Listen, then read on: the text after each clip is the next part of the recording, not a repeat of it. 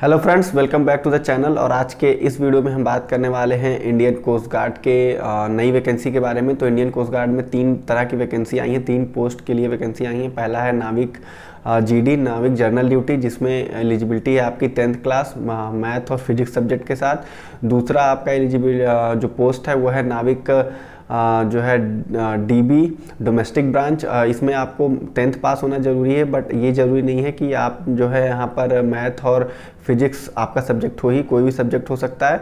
और तीसरा जो सबसे अच्छी वैकेंसी है वो है यांत्रिक की। यांत्रिक जो है जूनियर इंजीनियर टाइप की ये पोस्ट होती है इंडियन कोस्ट गार्ड में। इसमें क्या होता है कि आप जो है आपकी पहले एलिजिबिलिटी में बता देता हूँ। यहाँ पर एलिजिबिलिटी है कि आपको 10th पास होना है किसी भी सब्जेक्ट से, प्लस आपको होना चाहिए आपके पास पॉलिटेक्निक या जिसे डिप्लोमा भी कहते हैं, डिप्लोमा डिग्री।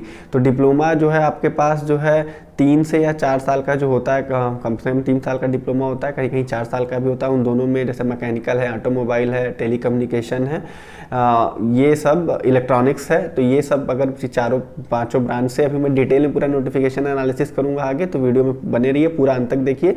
उससे पहले मैं कुछ जर्नल बातें यहाँ पर आपसे शेयर कर रहा हूँ इस जॉब के बारे में। तो ये वैकेंसी हर साल आती है इंडियन कोस्ट गार्ड की तरफ से, और इसका जो फॉर्म भरा जाना है वो जुलाई महीने से शुरू हो जाएगा भरना। और इंडियन कोस्ट गार्ड अगर आप भर रहे हैं, इसके लिए सीरियस हैं, अगर आपको एक गवर्नमेंट जॉब चाहिए तो आपको लगातार इसकी वेबसाइट पर देखते रहना पड़ेगा, या फिर आप मेरे चैनल को सब्सक्राइब कर लें, क्योंकि मैं लगातार जो भी वीडियोस आएंगे मेरे, जो भी अपडेट्स आएंगे उन पर होंगे।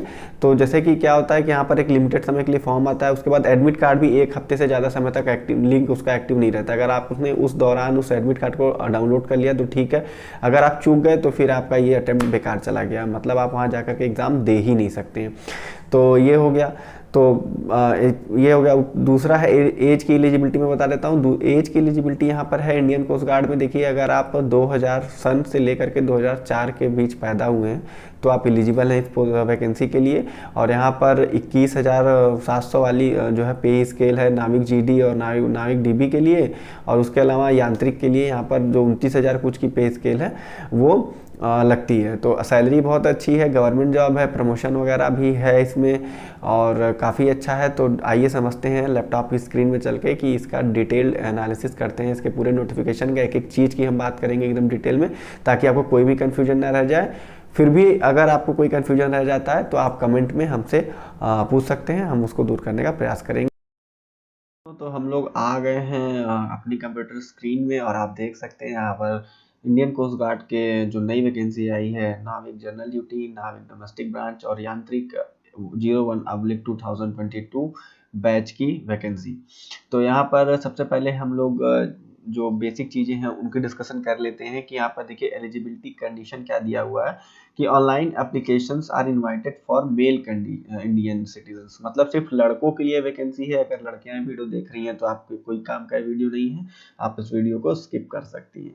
तो यहाँ पर सिर्फ मेल्स के लिए ये वैकेंसी है। और यहाँ पर एजुकेशनल क्वालिफिकेशन और एज जो कि यहाँ पर डिस्क्राइब किया हुआ है उसके हिसाब से पोस्ट ऑफ नाविक जनरल ड्यूटी, नाविक डोमेस्टिक ब्रांच और यांत्रिक की वैकेंसीज आई हुई हैं। अगर हम नीचे चलते हैं तो दूसरे नंबर पर आप पॉइंट है यहाँ पर एजुकेशनल क्वालिफिकेशन का। तो एजुकेशनल क्वालिफिकेशन की अगर हम बात करते हैं तो नाविक जनरल ड्यूटी के लिए यहाँ पर 10+2 पास विद मैथ्स एंड फिजिक्स, जो कि मैंने आपको पहले ही बताया था, ये आपका होना चाहिए। और नाविक डोमेस्टिक ब्रांच के लिए यहाँ पर 10 पास होना चाहिए, बट आपको मैथ और फिजिक्स जो यहाँ पर दिया हुआ वो चीज़ यहाँ पर नहीं है। यांत्रिक के लिए अगर हम बात करते हैं तो 10th क्लास पास होना चाहिए, किसी भी सब्जेक्ट से आप पास हो, लेकिन आपके पास डिप्लोमा होना चाहिए इलेक्ट्रिकल, मैकेनिकल या फिर इलेक्ट्रॉनिक्स या फिर टेलीकम्युनिकेशन, जिसमें रेडियो या पावर आपका इससे रिलेटेड होना चाहिए। और आपका जो डिप्लोमा है वो कम से कम 3 साल का होना ही चाहिए, और नहीं तो 4 साल का भी कहीं कहीं होता है, वो भी होगा तो चलेगा। और ये all India council of technical education AICTE से अप्रूव्ड होना चाहिए, जो कि नॉर्मली होता ही है। या फिर आप यहाँ पर 10th और 12th दोनों पास किए हों, अगर आप दोनों पास किए होंगे तो फिर आपको डिप्लोमा जो है इलेक्ट्रिकल, मैकेनिकल, इलेक्ट्रॉनिक्स या टेलीकम्युनिकेशन में, अगर आपने 2 साल वाला भी डिप्लोमा किया होगा यहाँ पर तो भी आप एलिजिबल हैं, और 3 साल वाला भी यहाँ पर चलेगा। अगर आपने 12th पास किया है तो 2 साल वाला चलेगा, अगर आपने 12th नहीं पास किया है तो 2 साल वाला नहीं चलेगा। ठीक है। इसके बाद अगर हम नीचे बात करते हैं कि किस तरह के, और भी जैसे कई कई जगह डिप्लोमा अलग अलग नाम से होता है, सेम चीज का होता है बट नाम थोड़ा डिफरेंस हो जाता है, तो कौन कौन सा इक्विवेलेंट है यहाँ पर वो लिस्ट दी हुई है। जैसे इलेक्ट्रिकल इंजीनियरिंग में अगर आप देख सकते हैं तो electrical and electronics power systems, electrical and electronics engineer, electrical and instrumentation engineer, electrical and mechanical engineer. तो ये आप पॉज करके पूरा आप देख के पढ़ लीजिएगा। और यहाँ पर आपका जो एज दिया हुआ है मिनिमम 18 साल एंड मैक्सिमम 22 साल है। तो अगर आपको कम उम्र में जॉब, एक अच्छी गवर्नमेंट जॉब की अपॉर्चुनिटी मिल रही है तो मेरे हिसाब से आपको नहीं छोड़ना चाहिए और आपको जरूर अप्लाई करना चाहिए।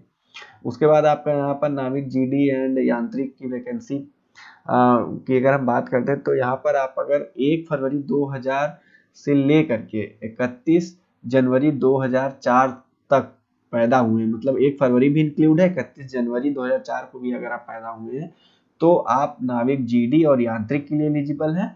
और 1 अप्रैल 2000 से लेकर के 31 मार्च 2004 तक आप एलिजिबल हैं नाविक डोमेस्टिक ब्रांच की वैकेंसी के लिए। और उसके बाद वैकेंसीज की अगर हम बात करते हैं, और यहाँ पर एज रिलैक्सेशन जो भी मिलता है नॉर्मल वैकेंसीज में 5 साल SC/ST और 3 साल OBC के लिए वो है। और यहाँ पर वैकेंसी डिटेल्स में अगर हम बात करते हैं तो नाविक जनरल ड्यूटी की यहाँ पर 108 जनरल कैटेगरी में वैकेंसी है, EWS 26, OBC 67, ST 19, SC 40 और टोटल 260। तो ये पूरा आप पॉज करके देख लीजिएगा अपने हिसाब से कि यहाँ पर कितनी वैकेंसीज है और आपको कितनी मेहनत करनी पड़ेगी।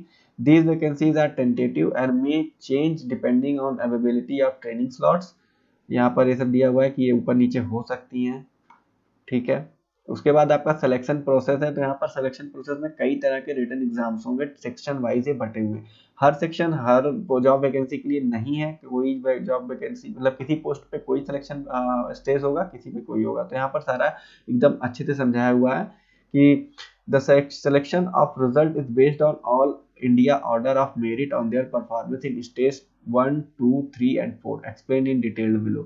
ठीक है, तो यहाँ पर हम सारे देख लेते हैं स्टेज। तो देखिए नाविक डीबी के लिए सेक्शन 1 उनको देना है, नाविक जीडी के लिए सेक्शन 1 सेक्शन 2 दोनों देना है ना, इलेक्ट्रिकल यांत्रिक के लिए सेक्शन 1 और सेक्शन 3 देना है उनको, यांत्रिक इलेक्ट्रॉनिक्स के लिए सेक्शन 1 सेक्शन 4 देना है, और मैकेनिकल यांत्रिक के लिए सेक्शन 1 और सेक्शन 5 देना है। ये जो 3, 4, 5 यहाँ पर आप देख रहे हैं, ये जैसे कि इलेक्ट्रिकल है तो यहाँ पर जो पेपर होगा इलेक्ट्रिकल बेस्ड पेपर होगा, 4 में आपका इलेक्ट्रॉनिक बेस्ड होगा, आपका भी सिलेबस भी मैं बता दूंगा। और मैकेनिकल यांत्रिक के लिए यहाँ पर सेक्शन 4 होगा, और नाविक जीडी में जो आपका 10th में फिजिक्स और मैथ मांगा था उससे रिलेटेड आपको कुछ क्वेश्चन मिल जाएंगे। तो यहाँ पर देखिए ब्रेकआउट भी दिया हुआ है कि कैसे कैसे आपका सेक्शन वाइज पेपर होगा। जैसे सेक्शन 1 में सिर्फ 30 क्वेश्चन आएंगे, मतलब पासिंग मार्क यहाँ पे 30 है, फिर 30 + 20 टोटल 50 है, फिर 30 + 20 सेक्शन वाइज ऐसे दिया हुआ है। और OBC SC/ST के लिए कम है, तो ये मिनिमम पासिंग मार्क्स है, इसको आपको ध्यान ही नहीं देना है क्योंकि कट ऑफ बहुत ही ऊपर जाने वाला है इससे, ठीक है। और दोनों सेक्शंस में आपको अलग अलग पास होना यहाँ पर है, ये भी लिखा हुआ है। तो अब यह देखिए यहाँ पर दिया हुआ है कि सेक्शन 1 में आपके मैक्सिमम मार्क्स 60 होंगे, 45 मिनट का पेपर होगा, 60 क्वेश्चन होंगे, 20 मैथ्स के होंगे, 10 साइंस के होंगे, 15 इंग्लिश के होंगे, 10 रीजनिंग के होंगे, 5 GK के होंगे। और यहाँ पर आपका सिलेबस 10th बेस्ड होगा। वैसे ही यहाँ पर आपका इलेक्ट्रिकल इंजीनियरिंग के 50 क्वेश्चन होंगे, 50 क्वेश्चन आपके नॉर्मल होंगे। तो ये सब पूरा यहाँ पर ब्रेकआउट दिया हुआ है, आप लोग पॉज करके इसको भी देख सकते हैं। और उसके बाद आपको दोनों में अलग अलग पास होना है। फिर अगर आप स्टेज 1 क्लियर कर लेते हैं तो आपको स्टेज 2 में बुलाया जाएगा। स्टेज 2 जो होगा आपका पहला कंप्यूटर बेस्ड ऑनलाइन एग्जामिनेशन होगा, ठीक है, यहाँ पर ऑनलाइन एग्जाम होगा, लिखा हुआ है, ठीक है। उसके बाद आपका एडमिट कार्ड आ जाएगा स्टेज 2 के लिए। स्टेज 2 में क्या होगा कि आपका जो है आपका होगा ये फिजिकल टेस्ट एक तरीके से, ठीक है। स्टेज 2 में 1 या 2 दिन लग सकता है और ये कई तरह के इसमें टेस्ट होते हैं, ठीक है। तो इसमें आपका जो नॉर्मली होगा वो आपको 1.6 किलोमीटर का रन करना है कंप्लीट 7 मिनट में, 20 आपको उठक बैठक करनी है और 10 पुशअप्स करने हैं। और यहाँ पर देखिए आपको दिया हुआ है कि आप अगर इस चीज़ के लिए जाते हैं फिजिकल फिटनेस टेस्ट के लिए तो आपको क्या क्या ले करके जाना है, शूज़ लेके जाना है, टी-शर्ट, ट्राउज़र, ये सब आपको अपने पास से ही लेकर जाना है। उसके बाद आपका डॉक्यूमेंट वेरिफिकेशन होगा जब आपका फिजिकल फिटनेस टेस्ट हो जाएगा, और डॉक्यूमेंट वेरिफिकेशन में आपको जो भी मार्कशीट वगैरह आपके जो भी डॉक्यूमेंट्स है उनको चेक किया जाएगा, वेरीफाई किया जाएगा। और उसके बाद आपका मेडिकल एग्जाम होगा, सबसे इम्पॉर्टेंट होता है। इसमें बहुत सारे लोग छट जाते हैं, बहुत लोगों को कलर ब्लाइंडनेस होता है, बहुत सारे लोगों को कोई और प्रॉब्लम होता है। तो आप अगर कहीं पॉसिबल हो तो पहले से ही अपना एक छोटा मेडिकल टेस्ट करा लें, ताकि अगर आपको कोई छोटी मोटी प्रॉब्लम हो तो आप उसको पहले ही दूर कर लें। वैसे अगर वहाँ पर आप जाते हैं तो वहाँ पे दो तरीके से वो आउट करते हैं। एक होता है परमानेंट अनफिट कर देते हैं कि आप दोबारा कभी भी एलिजिबल नहीं होंगे किसी आर्म फोर्स के लिए, और एक होता है टेम्परेरी अनफिट, जिसमें अगर आपको जैसे बुखार है, आप अंडर वेट हैं, ओवर वेट हैं, या कोई भी ऐसी चीज जो सही हो सकती है, उसके लिए आपको टेम्परेरी अनफिट करते हैं और 1 महीने का समय देते हैं। आप उस चीज को रेक्टिफाई करके आप दोबारा जा करके वहाँ पर मेडिकल दे सकते हैं और आप क्लियर कर सकते हैं। उसके बाद आपका एक स्टेज 3 होता है। स्टेज 3 में क्या होता है कि यहाँ पर स्टेज 1 स्टेज 2 मेरिट आ गई, उसके बाद स्टेज 3 में आपका एक बार और वहाँ मेडिकल कराया जाता है। बाकी और कुछ इसमें खास नहीं है। और वहाँ पर डॉक्यूमेंट वेरिफिकेशन फिर आपका जब INS चिल्का आप ट्रेनिंग के लिए ज्वाइन करेंगे वहाँ आपका फिर से होगा। देखिए यहाँ पर लिखा हुआ है final medical set INS Chilka, submission of original document, police verification वगैरह, और जो भी ओरिजिनल डॉक्यूमेंट होगा वो आपको देना पड़ेगा। और फिर यहाँ पर आपका स्टेज 4 दिया हुआ है, the candidates to clear stage 3 and stand in merit as per the vacancies available will be provisionally shortlisted for training at INS Chilka. INS Chilka कहाँ है मैं बता देता हूँ आपको, उड़ीसा में है। The candidate are to submit all the original documents and verification of all, वही आपको सारे पेपर वगैरह सबमिट करने वही दिया हुआ है। आपको ऑनलाइन अप्लाई कैसे करना है, तो ये फॉर्म 2 जुलाई 2021 सुबह 10 बजे से लेकर के 16 जुलाई 2021 शाम 6 बजे तक भरा जाएगा। और ये आपका वेबसाइट है joinindiancoastguard.cdac.in। मैं इसका आपको लिंक डिस्क्रिप्शन में दे दूंगा। आप 2 जुलाई के बाद इस वीडियो पर आ करके डायरेक्ट वहां से उसको ओपन कर सकते हो। उसके बाद आपका तीनों वैकेंसीज के लिए है, बाकी ये सब नॉर्मल डिटेल्स है, आप इसको देख सकते हैं। मैं इस जो भी नोटिफिकेशन इसका आपको लिंक दे दूंगा, आप डायरेक्ट इसको डाउनलोड करके पूरा पढ़ सकते हैं अच्छे से। सारे यहाँ पर डिटेल्स दिए हुए हैं कि आपको थंब इम्प्रेशन देना पड़ेगा, फोटो वगैरह अपलोड करना पड़ेगा, आधार ID कार्ड का नंबर वगैरह देना पड़ेगा, सब नॉर्मल है जैसे आप कोई और फॉर्म भरते हैं वैसा ही है। और कैसे आपका अगर CGPA में आपका ग्रेड है तो आप उसको कैसे कन्वर्ट करेंगे परसेंटेज में, वो सब दिया हुआ है यहाँ पर, आप इसे पढ़ सकते हैं। एग्जामिनेशन फीस यहाँ पर 250 रुपये है, और एग्जामिनेशन सिटी के बारे में भी यहाँ दिया हुआ है। और यहाँ पर आपको टेंटेटिव डेट्स दिया हुआ है कि आपका मिड या एंड सितंबर में एग्जाम होगा, मिड या एंड अक्टूबर में स्टेज 2 होगा, और फरवरी अप्रैल तक आपका स्टेज 3 या स्टेज 4 का एग्जाम होगा। और एग्जाम से 10 दिन पहले आपको आपका एडमिट कार्ड मिल जाएगा। तो आप चैनल पे बने रहिए, आपको जो भी इसकी डिटेल्स आती रहेंगी आपको मैं देता रहूँगा, ताकि आप कुछ भी स्किप न करें, और बेल आइकन जरूर प्रेस कर लीजिएगा, otherwise you will miss my videos. और यहाँ पर हाइट वेट ये भी इंपॉर्टेंट है, इसको भी देख लेते हैं। तो यहाँ पर आपकी मिनिमम हाइट 157 सेंटीमीटर होनी चाहिए। आपका जो है हाइट स्टैंडर्ड, अगर आप ईस्टर्न स्टेट्स हैं जो असम, नागालैंड, मिजोरम, क्योंकि वहाँ की एवरेज हाइट कम होती है, उन लोगों को 50 सेंटीमीटर का रिबेट दिया जा सकता है, और सिक्किम और निकोबार आइसलैंड वालों को 2 सेंटीमीटर का। उसके बाद आपका यहाँ पर चेस्ट है, मिनिमम आपका जो एक्सपेंशन चेस्ट का होना चाहिए वो 5 सेंटीमीटर का होना चाहिए। वेट आपका जो BMI होता है, वेट और हाइट के और एज के हिसाब से आपका वेट का जो चार्ट होता है उसके हिसाब से ±10% चलेगा। और हियरिंग आपकी नॉर्मल होनी चाहिए, यानी सुनने की क्षमता आपकी नॉर्मल होनी चाहिए।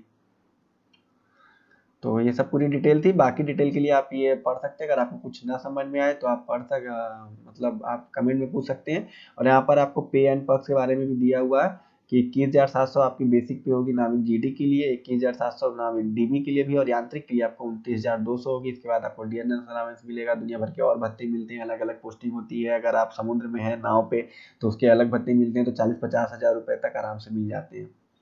इसके बाद आपकी जो बेसिक पे है वो 47,600 तक आपके रिटायरमेंट तक चली जाएगी, और प्रधान अधिकारी या प्रधान सहायक इंजीनियर तक आप पहुंच सकते हैं।